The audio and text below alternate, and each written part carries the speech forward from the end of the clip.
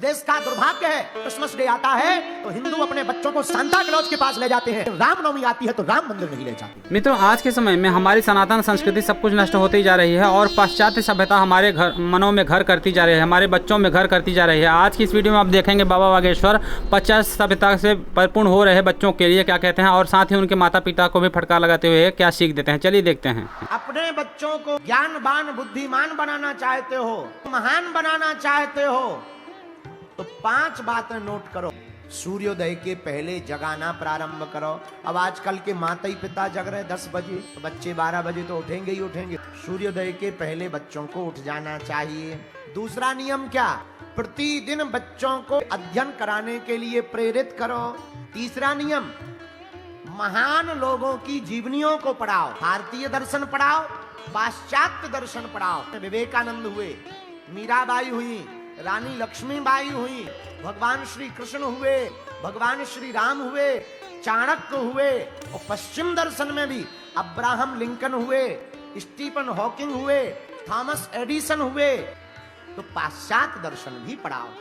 चौथा नियम प्रत्येक हिंदुओं को करना चाहिए, रामचरितमानस का पाठ शाम के समय हर घर में होना चाहिए ताकि पूरा परिवार एक साथ बैठने की कला को सीख जाए। वर्तमान में परिवार एकता पर जोर नहीं दिया जा रहा, सब अलग अलग होते जा रहे हैं। सभी त्योहार मोबाइल तक सीमित हो गए हैं, घर के त्योहार अलग हो गए हैं, खुशियां अलग हो गई हैं। इसलिए चौथा नियम ये करना चाहिए, प्रतिदिन रामायण का पाठ पूरे परिवार को सुनना और पढ़ना चाहिए। और 5वां नियम, बीच बीच में भारत के हिंदुओं को शनिवार अथवा मंगलवार को मंदिरों में एकत्रित होना प्रारंभ कर देना चाहिए।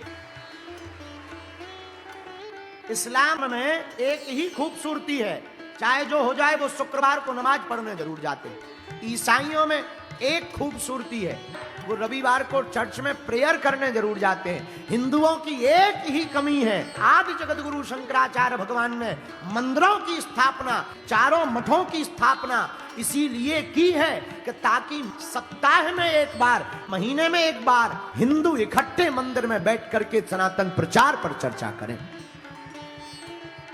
लेकिन इस देश का दुर्भाग्य है, 25 तारीख को क्रिसमस डे आता है तो हिंदू अपने बच्चों को सांता क्लॉज के पास ले जाते हैं, लेकिन रामनवमी आती है तो राम मंदिर नहीं ले जाते हैं।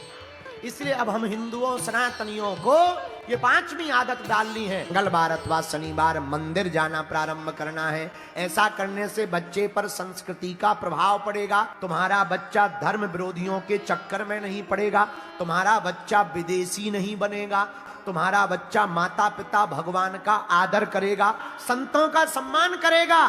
तुम्हारा बच्चा मद्यपान और पार्टी के चक्कर में रह करके अपनी जिंदगी बर्बाद नहीं करेगा। इसलिए बच्चे के संस्कारों पर बहुत ध्यान देना आवश्यक है। जो भी बालक माता पिता को प्रणाम करता है उसकी 4 चीजें बढ़ती हैं, ये शास्त्र ने कहा। आजकल माता पिता को प्रणाम करने में बच्चों को शर्म आती है।